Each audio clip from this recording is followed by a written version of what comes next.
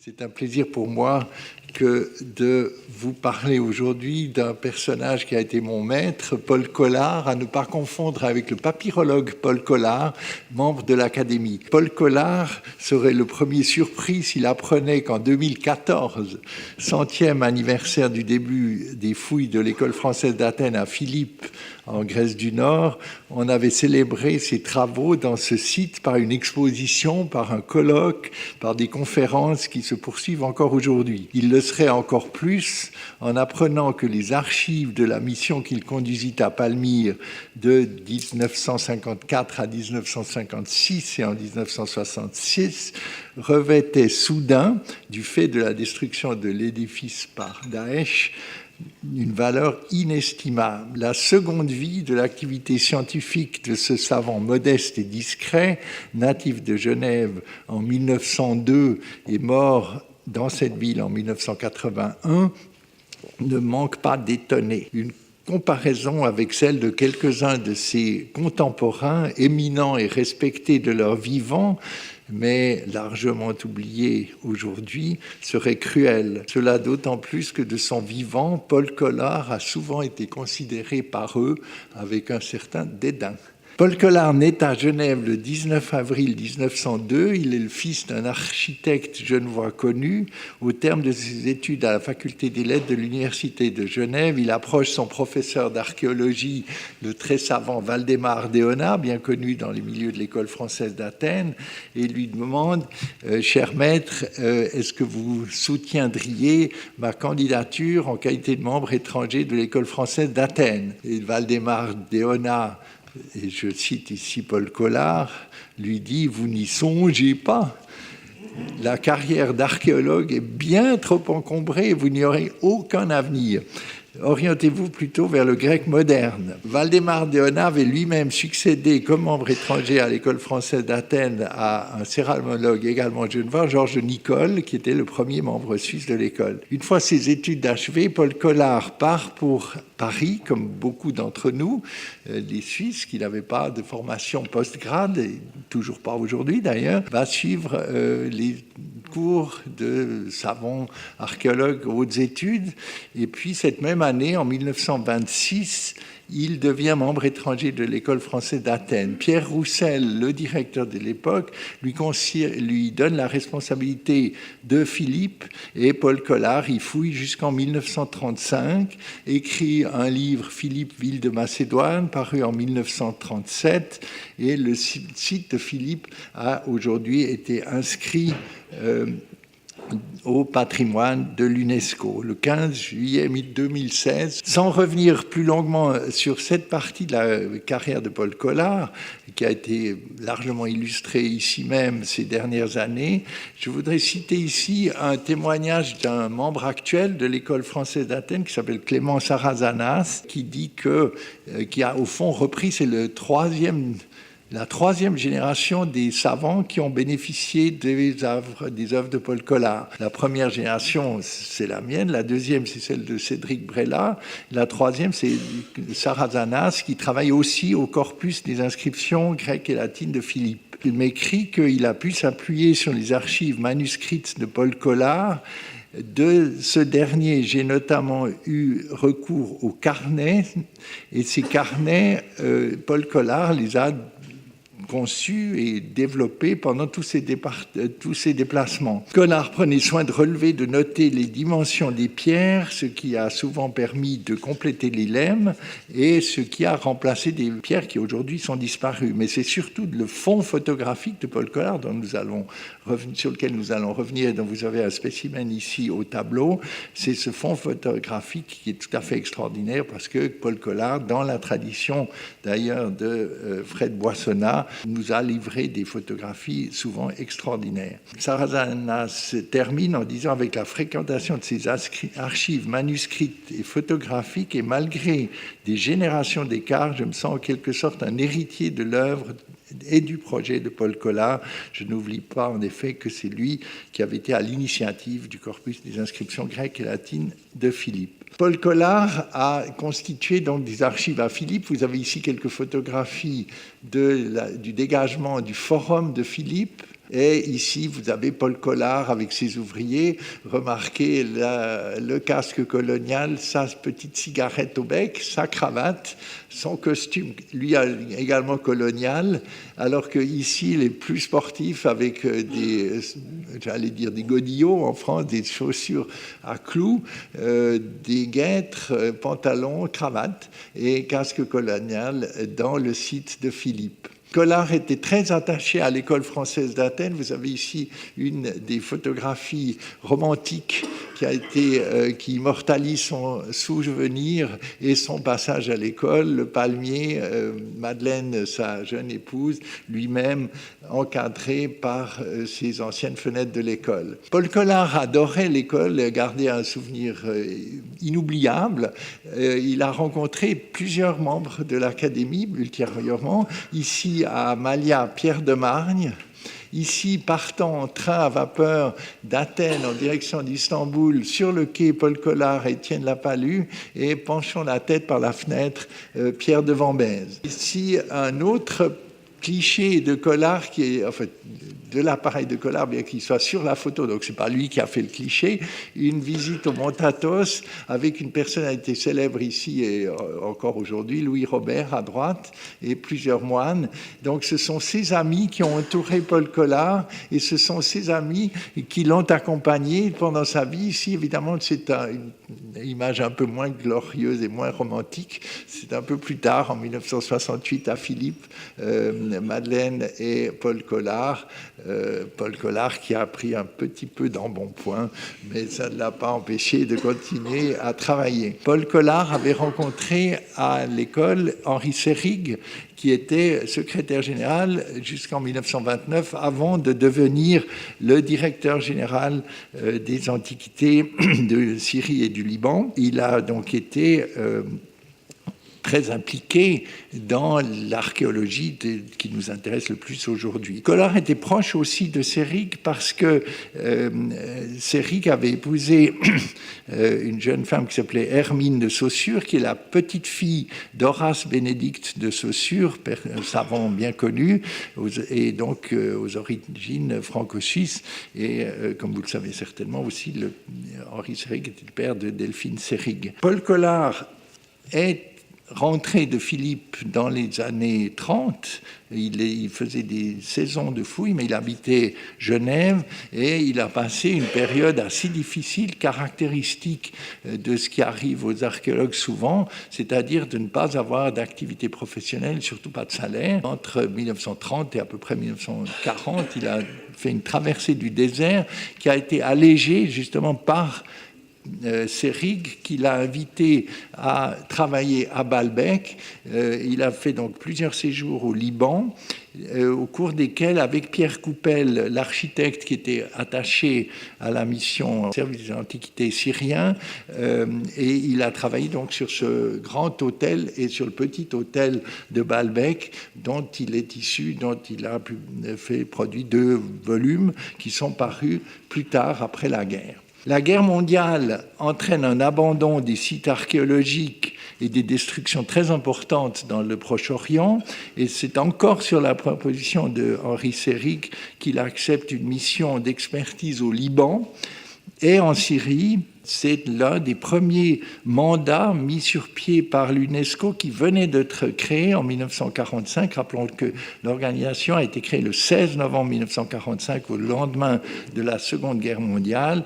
Et cette mission d'inventaire a joué un rôle très important dans la destinée ultérieure de Paul Collard. Paul Collard, dans l'intervalle, est devenu en 1939 chargé de cours d'archéologie classique, d'abord à l'université de Lausanne, où il a succédé à un personnage pas très connu qui s'appelle Paul Schatzmann, mais qui a fait des dessins et des plans admirables, mais pour des missions allemandes, notamment à Kos, l'Asclépion de Kos, mais aussi à Pergame. Ensuite, Paul Collard, de 42 à 55, est professeur d'histoire de l'art antique à l'école d'architecture l'architecture de l'Université de Genève et aussi à l'Université de Lausanne, mais pas à l'Université de Genève, parce que Waldemar Deona, toujours lui, est resté en fonction jusqu'en 1955 à l'âge de 75 ans, et c'est seulement à ce moment-là que Paul Collard a pu vraiment devenir professeur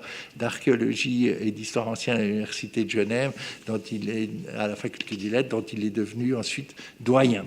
Lorsqu'en 1953, Paul Collard parcourt le Liban et la Syrie, il n'existe encore aucune mission archéologique suisse hors des frontières nationales.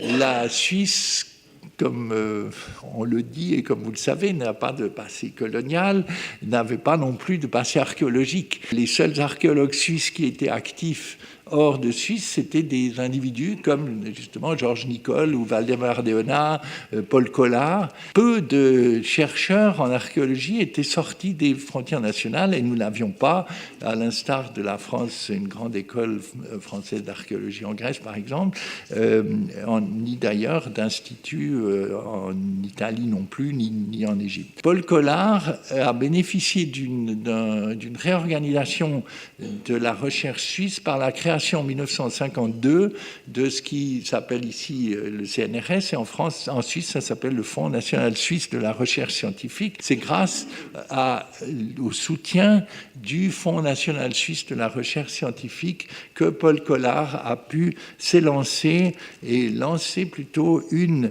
mission à Palmyre qu'il découvre dans des conditions très favorables, mais qui venait elle-même, la ruine venait de très loin. Ernest Ville, dans une notice sur la vie et les travaux d'Henri Seyrig, écrit que dès le mois de mai 1930, grâce à un crédit exceptionnel de 2 millions de francs, le sanctuaire de Belle de Palmyre, dans lequel la population locale s'était incrustée depuis des siècles, est dégagé. C'est au fond l'installation, l'arrivée des archéologues qui chassent la population locale et met en évidence et commence à protéger le site archéologique. Le temple de Belle n'avait, jusque dans les années 50, bénéficié d'aucune intervention, d'aucune étude, et c'est Henri Seyrig qui, le premier, s'y est lancé avec une équipe et des architectes, des archéologues. Vous avez ici une image de l'arrivée des Suisses à Palmyre. En bas, Paul Collard devant l'hôtel du temple de Baal-Shamin, et dans le cliché en haut à droite, l'équipe de Paul Collard avec son casque, qui existe toujours d'ailleurs, casque historique. À ses côtés, à sa droite, Rudolf Fellmann, qui est un archéologue qui fait du provincial romain, donc c'est un spécialiste de l'archéologie romaine suisse. Puis l'autre casque colonial est porté par Jacques Vicary, dont je reparlerai. Vous avez enfin Luc Boissonnat et sa femme à gauche. Luc Boissonnat, c'est le descendant de Fred Boissonnat, le petit-fils de Fred Boissonnat, qui a aussi participé à certaines phases du dégagement du temple de Baal-Shamin. C'était l'entourage donc immédiat de Paul Collard, auquel s'ajoute Christiane Dunant, ancienne membre de l'école française d'Athènes, qui a été chargée de la constitution du dossier épigraphique, l'épigraphie ayant joué un rôle très important dans la compréhension du temple de Baal-Shamin. Je dirais encore 2 mots de Jacques Vicary, qui est un brillant architecte qui a une carrière importante dans l'architecture civile en ville de Genève. Jacques Vicary avait participé à plusieurs missions de Roman Girschmann à Tchoka-Zambil, et déjà à cet endroit, dans ses publications-là, on sent sa patte parce que Vicary a joué un rôle très important dans l'interprétation du temple et du sanctuaire de Baal-Shamin. Paul Collard, comme je vous le disais, a été un architecte et un archéologue, plutôt un archéologue qu'architecte, très méticuleux, donc il garde des carnets, il a noté tout ce qu'il faisait, et grâce à l'équipe et à l'argent dont il disposait, il a pu faire des fouilles importantes. Et il a donc dégagé ce temple Il en a parlé dans une conférence en 1966 qui a été rapportée par un autre archéologue suisse qui s'appelle Claude Bérard. Claude Bérard écrit à propos de ce temple, cette construction prostyle, donc avec des colonnes, une colonnade en façade. Il parle du petit temple que vous avez sous les yeux, très richement décorée, laissait supposer en effet qu'elle était seulement la dernière partie d'un plus grand et plus vaste ensemble endormi sous les sables. Guidés par des alignements impressionnants de colonnes, les archéologues allaient progressivement mettre au jour des portiques délimitant de vastes cours, des salles de banquets cultuels, des hôtels et diverses autres structures. Et vous avez ici sous les yeux ce plan complexe où le bâtiment lui-même, qui est naturellement le plus spectaculaire parce que le plus visible, ce bâtiment ne joue un rôle que très modeste, très petit, puisque vous voyez 3 cours plus d'autres structures tout autour. Et en plus, sous ces structures, un tombeau qui également a été fouillé. Donc vous avez ici la vision qui reste immédiatement postérieure aux fouilles en 1900. Disons que c'est un état 1966, et puis le sanctuaire entièrement dégagé. À cela, c'est là où je reviens à Jacques Vicari. Vicari a lui aussi appliqué une grille avec des chiffres, un nombre d'or et un plan directeur. Il s'est ingénié, il a trouvé un certain nombre de lignes directrices qui permettait d'expliquer pourquoi et le comment de ce plan assez tourmenté. Il a fait un parallèle avec un autre sanctuaire de Syrie, le sanctuaire de Sia. Il a montré que les 2 sanctuaires avaient été conçus selon le même principe, selon le même schéma directeur que vous pourrez retrouver dans la publication. Dès que cette publication est sortie, elle a soulevé un certain nombre de remarques plus ou moins critiques et plus ou moins ironique, notamment de Ernest Ville. Personne n'a accordé une confiance absolue dans le schéma de Jacques Vicari, notamment parce que l'un des angles du sanctuaire passait sous l'autel Zénobie et que la reine Zénobie, par son autel, a empêché de vérifier un des points qui était clé pour la démonstration. C'est une opération qui nous a toujours amusés, mais quand je faisais la remarque à Paul Collard, il disait que j'y comprenais rien du tout et que c'était Vicari qui avait raison. Voilà quelques photos du dégagement. Vous voyez donc quand on écrit qu'effectivement il découvrait des colonnades entières qui étaient cachées sous les sables, c'est vrai, c'est la vérité. En voici d'autres. Donc c'est une opération de fouille complexe et considérable, suivie d'une opération de remontage de colonnes pour aboutir au résultat final. Donc ceci, c'est le résultat après la fouille, où vous avez ce très joli petit bâtiment au décor très riche, colonnade corinthienne, l'hôtel que vous apercevez à main gauche et la forêt de colonnes qui se trouve au premier plan, qui est le départ d'une de ces cours. Voilà une photographie qui a été prise cette fois-ci par moi-même en 1969. Certains d'entre nous dans cette salle se souviennent de cette excursion que nous avions faite et qui avait participé à l'excursion du congrès de l'Association internationale d'archéologie classique en 1969, sous la direction, ici à Palmyre, de Paul Collard, mais aussi en compagnie de Henri Seyrig. Étaient aussi présents d'autres illustres archéologues français comme Pierre Lévesque. Ce sont des souvenirs qui ont un prix tout particulier puisqu'il y a eu les événements que nous connaissons. Je continue par un mot sur ce qu'on appelle le thálamos.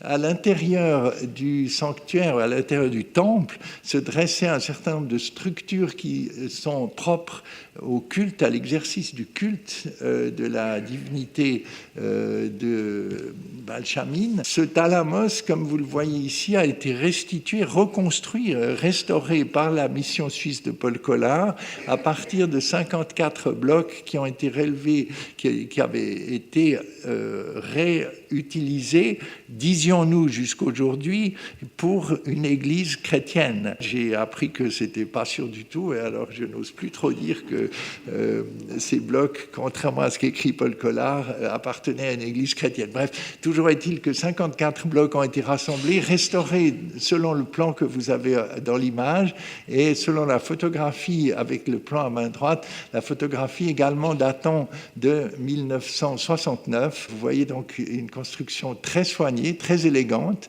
qui au fond vient s'inscrire à l'intérieur du sanctuaire. Vous reconnaissez les colonnes corinthiennes, vous reconnaissez un petit naïskos, un petit sanctuaire, un petit temple avec un fronton triangulaire, et au centre un linteau très richement décoré.